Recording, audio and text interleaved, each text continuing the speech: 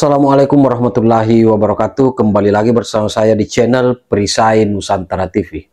Nah, pada kesempatan kali ini ada video yang sangat menarik, di mana dalam video ini Pak Hasan Nazbi yang notabene sebagai Kepala Staf Kepresidenan ini kemudian mengungkap ada beberapa hal yang sangat tidak disukai dan sangat dibenci oleh Bapak Presiden Prabowo, sehingga setiap kali ada hal yang seperti ini, Bapak Presiden Prabowo menyatakan perang terhadap hal tersebut. Jadi tak perlu berlama-lama, apa hal yang dimaksud oleh Pak Hasan Nazbi? Kita simak videonya berikut ini. Kalau dari Pak Prabowo, itu perang terhadap judi online itu tegas sekali itu. Ini salah satu dari perang besar yang dicanangkan oleh Presiden Prabowo. Yang pertama itu judi online, yang kedua itu narkoba, yang ketiga itu penyelundupan, yang keempat itu korupsi. Empat ini prioritas. Iya, ini yang disampaikan berulang-ulang oleh Presiden ini, termasuk sebelum beliau keluar negeri kemarin menyampaikan 4 hal ini. Dan beliau berpesan kepada penegak hukum, nggak boleh sungkan-sungkan, nggak boleh segan-segan. Jadi nggak ada itu istilah backing-backingan. Tegakkan hukum dan nggak boleh main-main soal 4 ini, karena ini menghancurkan sendi-sendi kehidupan berbangsa, termasuk juga menghancurkan kehidupan masyarakat kecil secara langsung. Ya, salah satunya judi online. Judi online ini kan yang ikut kan ya anak-anak kecil, anak-anak muda, masyarakat kelas bawah. Mungkin masyarakat kelas bawah itu menghabiskan lebih dari separuh income-nya untuk ikut judi online. Bagaimana nggak rusak ini? Dan bahkan Presiden bilang dalam setahun ini, tahun 2024 ini diperkirakan nanti sampai akhir tahun itu uang masyarakat yang disedot, dan sebagian besar tentu larinya ke luar negeri. Kan judi online ini banyak yang dari luar negeri. Itu mungkin 1.000 triliun. Wow, 1.000 triliun. 1.000 triliun kan nggak main-main itu. Itu kan sepertiga dari APBN kita. Artinya kita kehilangan uang kan? Kita kehilangan aset, kita kehilangan uang segitu tuh. Capital outflow tuh. Kita punya modal, lari keluar. Dan dipakai buat apa? Nggak ada hasilnya. Jadi makan enggak, jadi sekolah enggak, jadi jalan enggak, perputaran jadi fasilitas kesehatan enggak, lari gitu aja. Dan ada kita ternyata uang segitu tuh. Gile. Nah, makanya kalau soal judi online itu nggak pernah putus kayaknya Pak Prabowo menyampaikan soal itu. Bahkan dari sebelum beliau dilantik jadi presiden. Waktu saya retreat di Hambalang beberapa minggu sebelum beliau dilantik, ketika pertama kali ngasih arahan juga ini soal judi online ini, soal judi online, soal korupsi yang selalu diulang-ulang oleh beliau. Jadi ini kan top of mind-nya Pak Prabowo nih yang harus. Jadi selain kita membangun, ada yang harus diperbaiki. Nggak bisa kita membangun-bangun aja sementara yang sakit ini nggak diperbaiki, ya percuma kan. Kita membangun iya, Generasi emas kita nanti hilang, teman-teman. tapi ada yang sakit di bangsa kita, ada yang kurang benar di bangsa kita, kan harus dibenerin. Dan ini bukan pekerjaan sederhana nih, pekerjaan yang luar biasa besarnya. Jadi mungkin yang saya koreksi itu bukan judi online di Komdiji, tapi yang perlu ditandai itu adalah perang terhadap judi online. Dan kebetulan step pertama untuk memerangi judi online itu yang ketangkap adalah pegawai-pegawai Komdiji. Mantap, seru nih ya kan, jantungnya. Jadi ketika step pertamanya kebetulan yang diciduk, yang diambil oleh polisi adalah yang dari pegawai-pegawai dari Komdiji. Ya, karena mereka yang melindungi ya kan. Oke, nih prolog yang luar biasa nih ya, dibuka oleh beliau. Memang waktu itu kan sempat orang berpikir bahwa Allah ini sama aja, akan begini-begini aja. Ini kita bahas secara objektif apa ya, nggak ada maksud gimana-gimana ya. Narasinya aja mirip, keberlanjutan. Allah paling nggak akan hilang tuh judi online. Bukan ke personal yang sebelumnya ya, siapa yang memimpin ya, bukan. Tapi karena udah 10 tahun ke belakang ya begitu. Maksudnya netizen nilainya begitu. Taunya begitu jadi beliau, wah, mamam tuh, ya kan, yang misalnya mikirnya untuk negatif mulu apa segala macam, ternyata inilah jawabannya yang mendapat apa ya, privilege yang luar biasa, yaitu mendapat presiden yang istilahnya apa ya, izin nih, Berani.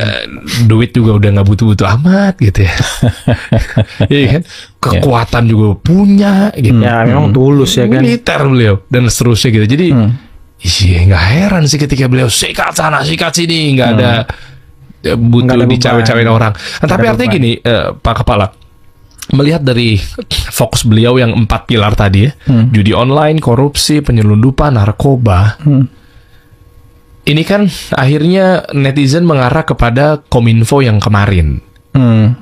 Maksudnya gimana? Maksudnya gimana itu? Tenang, tenang. Kita memang nggak boleh menuduh ya. Tapi semua yang kedapatan 11 orang oknum yang ada di Komdigi itu ya. Atau mungkin saya justru mau nanya dulu deh, 11 orang ini apakah dulu pernah menjabat di lembaga yang sama? Detailnya tentu saya nggak tahu. Oke. Tapi mungkin sumber pertama untuk membuka kasus ini memang dari Komdigi, dan itu ibu menterinya sangat luar biasa itu. Ya. Kemudian mensupport penegak hukum untuk bisa apa ya, menghabiskan Oke. anasir-anasir yang membackingi judi online di kantor dia, dan beliau buka pintu seluas-luasnya untuk penegak hukum untuk masuk tanpa pandang bulu. Jadi siapapun yang terlibat. Menurut saya yang penting itu gini, kita tetap harus berpegang sama presumption of innocence. Jadi praduga tidak bersalah itu harus tetap kita pegang. Oh iya, Kita nggak boleh zolim kepada orang, menuduh orang begini dan begitu. Tapi percayalah ya, dengan apa ya, kuatnya tekad presiden kali ini, orang yang terlibat jadi backing itu nggak akan ada yang selamat. Wow. Nggak ada yang akan selamat ya kan. Gitu. Jadi nggak boleh ada menuduh siapapun itu. Tapi niat presiden sudah sangat kuat ini, karena ini kan merusak masyarakat. Jadi atau masyarakat yang apa ya, menjadi tidak baik hidupnya, bahkan cenderung rusak hidupnya, bahkan kemudian ada yang aneh-aneh kan. Ada yang istri bakar suami gara-gara judi online, gitu kan.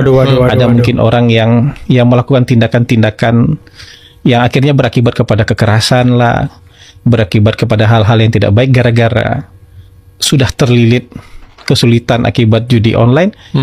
Ini kan persoalan-persoalan sosial yang suatu saat bisa meledak.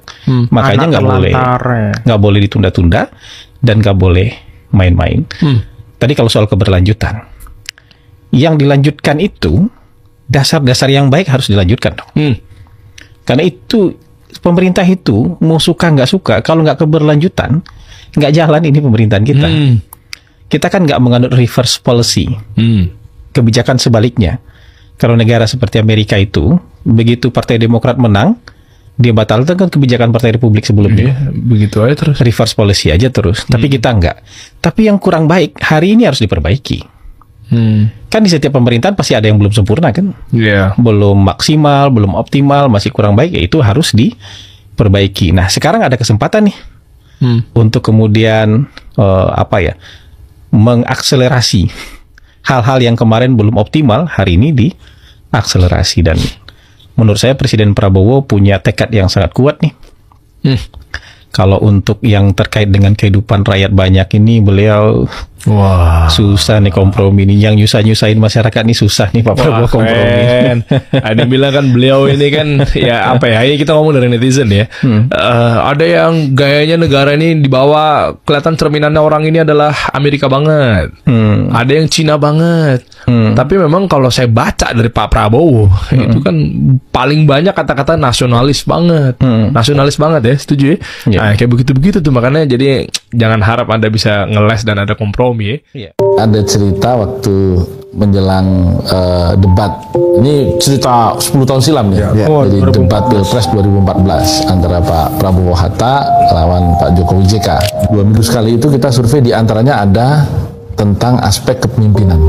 Mana menurut rakyat ini di antara aspek-aspek kepemimpinan itu yang lebih unggul antara Pak Prabowo sama Pak Jokowi. Akhirnya ada 11 aspek kepemimpinan, mulai dari latar belakang keluarga, kewibawaan, kepandaian, pengalaman, jabatan, dan seterusnya. Ada aspek merakyat. Ternyata di 11 aspek kepemimpinan itu Pak Prabowo semuanya unggul terhadap Pak Jokowi. Kita pede dong. Nah, ada satu aspek aja yang kalah di situ. Apa? Merakyat. Tapi ternyata merakyat itu bebannya luar biasa atau bobotnya itu luar biasa di pandangan publik. Mungkin masih ingat jargon waktu itu Pak Jokowi, jargonnya adalah Jokowi adalah kita. Betul. Nah, jadi the president is just my neighborhood. Jadi presiden cuma tetangga sebelah rumah, gitu. Nggak berjarak. Satu di antara kita yang. Kira-kira begitu. Nah, sehingga waktu itu saya menemukan hasil itu secara konsisten bersama dengan Widi waktu itu dari JSI ya, Jaringan Survei Indonesia. Terus Bang Hatta bilang, Rom, kamu lapor 08. Oh ya Bang, kenapa nggak abang aja? Udah kamu aja kan yang lakukan survei kan kalian. Oke. Akhirnya saya minta waktu Pak Prabowo di Jalan Diponegoro waktu itu, kantor transitnya Pak Prabowo. Terus saya sampaikan pertama menyiapkan materi debat. Nah, seperti biasa karena Pak Prabowo itu memang sudah well prepared ya, buku-buku nggak sempat lagi lah, tentunya sudah memang nggak ada waktu ya menjelang sehari. Yang kedua saya sampaikan hasil surveinya itu begini Pak, bahwa Bapak dinilai kurang rakyat, sehingga kemudian ada rekomendasi dari tim. Apa itu? Bapak ganti mobil Pak. Ganti mobil apa? Ya sekarang Bapak kan pakai Lexus Pak, itu kan dipandang mobil mewah, jadi Bapak turunlah ke mobil Avanza. Avanza ya kan. Tapi kalau misalnya enggak pun Innova lah, minimal sama ya dengan Pak Jokowi dan Pak JK, karena mereka ganti mobil Pak. Padahal kita tahu Pak Jokowi dan Pak JK sama-sama orang kaya, yang mobilnya lebih dari cukup lah kalau membeli mobil sekelas di atas Innova begitu. Pak Prabowo waktu itu jawabannya sederhana, saya nggak mau. Kenapa Pak? Saya nggak mau bohongin rakyat. Wah, gitu. Ini mantap ini. Saya nggak mau bohongin rakyat. Biar mereka pilih apa adanya. Kalau mereka mau, ya inilah Prabowo. Tapi kalau nggak mau, ya sudah. Begitu. Nah, itu cerita gagasan yang tolak tadi. Bahwa memang ya Pak Prabowo itu adalah figur politisi apa adanya. Apa adanya ya. Tidak kemudian harus berpura-pura atau menjaga citra atau kemudian membuat citra palsu tentang dirinya, enggak. Pak